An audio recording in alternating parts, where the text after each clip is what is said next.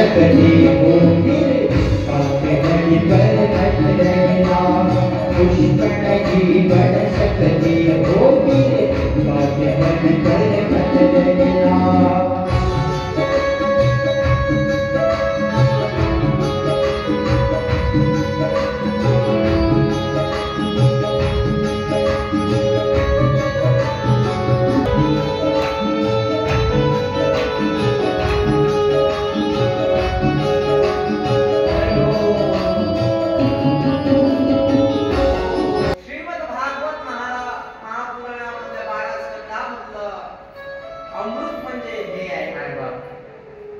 तुमच्याकडनं चांगलं होत असेल तर चांगलं करा, काही हरकत नाही. पण तुमच्याकडनं जर वाईट होत असेल तर ते करू नका. भला किसी का करना सके तो कोणाची स्तुती करत असाल, होत असेल तर चांगली करा, नाही तर करूच नका.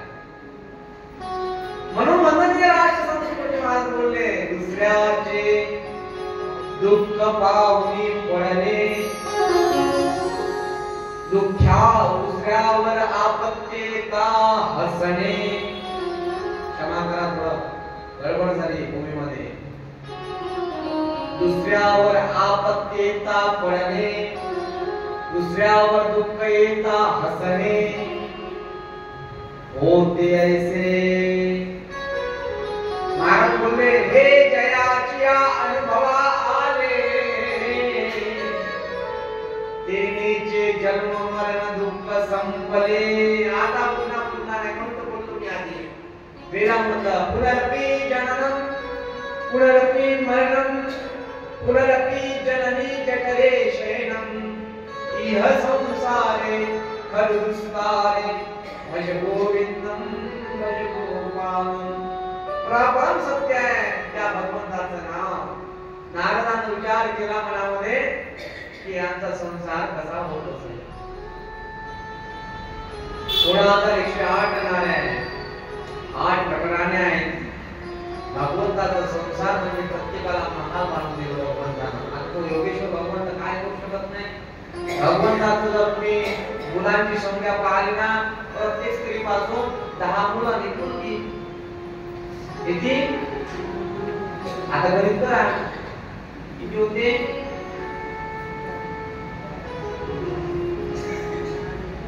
प्रत्येक स्त्री पासून भगवंताला किती आहे, 10 मुलं आहे आणि एकच मुलगी आहे. किती, प्रत्येकी 11. 16,108 गुणिले 11 करा तुम्ही आता.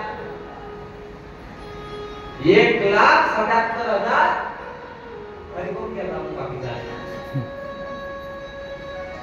भगवंताची जी वंशावळ आहे ते मग या 1,77,000 मुलांना भगवंताला म्हणजे नातवांना मुलांपासून नातू तयार झाले तर नातवांची संख्या कोटीच्या घरामध्ये सांगितली. एवढं म्हणजे भगवंत जर उभे राहिले असते तर तेवढा निवडून आले असते, एवढी संख्या. हिंदू धर्मामध्ये काय चालू आहे आजकाल माहिती आहे का तुम्हाला? जागृत अवस्थेमध्ये नाही आहे आपण. सनातन धर्मामध्ये एकच मूल, सुगंधित फूल, ती माय बापाला लाथा मारून हातात होते, आहे का? काय आपण पुढे चाललो? आता मुलगा आणि मुलगीमध्ये भेद पाहून नाही राहिले लोक. आता समसमान आहे सगळं. आता उच्च शिक्षित झाल्यामुळे तेवढा फरक राहिला नाही. पण मी बोलेल तुम्हाला सांगेल आई बाप की श्रीमद भागवत महापुराणामध्ये एक वैभव दाखवला आहे, संतान संपत्तीचं वैभव. भगवंताची खरी संपत्ती म्हणजे मुलं आहे आणि रुक्मिणी पासून झालेला प्रद्युम्न नावाचा मुलगा आहे. हा प्रद्युम्न कोण होता याचा इतिहास आहे. आधीच्या जन्मामध्ये तो कोण होता? रतीचा पती कामदेव त्याचं नाव. भगवंत तप करत होते. ब्रह्मदेवाला इंद्रानं पाठवलं होतं कोणाला? कामदेवाला. कोणाचं तप नष्ट करण्याकरिता, कृष्ण घालण्याकरिता. कैलासावर माझे शिवशंकर भगवंत बसलेले होते आणि आणि तप चालू होतं. कारण की मा सतीचं काय झालं होतं? जल समाधी झाली होती ना, अग्नि समाधी झाली होती ना, माहिती आहे की नाही महापुराणामध्ये. पतीच्या मतानं ऐकलं नाही तिनं, 2 वेळा ऐकलं नाही. जेव्हा जेव्हा स्त्री आपल्या स्वतःच्या पतीच्या मतानं ऐकणार नाही तेव्हा तेव्हा हे घडेल.